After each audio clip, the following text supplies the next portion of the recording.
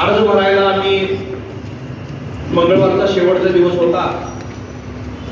त्या दिवशी छत्रपती शिवाजी महाराजांना वंदन करून त्या रॅलीची समाप्ती आम्ही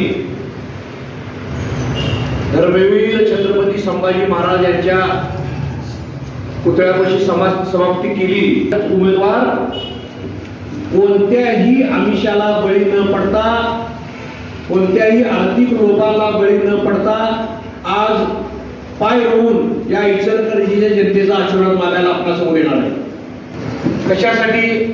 तर या इचलकरंजी शहरातील महापालिकेच्या निवडणुकीसाठी भाजपच्या उमेदवारांना बळ देण्यासाठी, भाजपच्या उमेदवारांना निवडून आणण्यासाठी 15 मिनिटांसाठी मुख्यमंत्री या गावामध्ये येऊन जाणार आहे।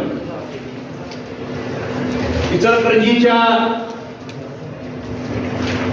जनतेला मी आठवण करू इच्छितो की मुख्यमंत्री झाल्यापासून जवळजवळ 4था दौरा भाऊसाहेब साहेब आज या ठिकाणी या निवडणुकीच्या निमित्तानं गावामध्ये येणार आहे। इचलकरंजीच्या सर्वसामान्य जनतेला मी आठवण करून देऊ इच्छितो की प्रत्येक वेळेला यायचं आणि शेवटचं 1-2 मिनिटं सांगायचं की इचलकरंजीचा पाणी प्रश्न,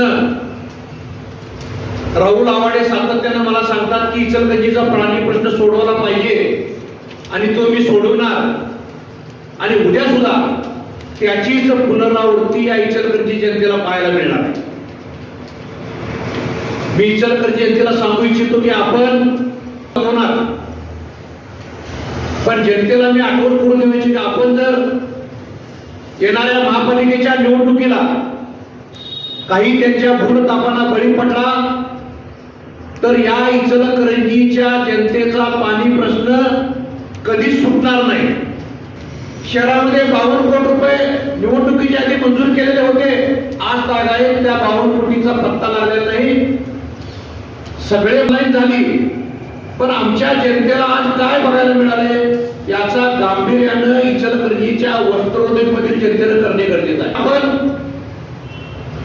या भूलथापा मारणाऱ्या मुख्यमंत्र्यांच्या कोणत्याही आश्वासनाला बळी न पडता एक सक्षम पर्याय, एक चांगला पर्याय या इचलकरंजीच्या जनतेला शिवशाही आघाडीच्या वतीनं आम्ही देत आहोत। नगर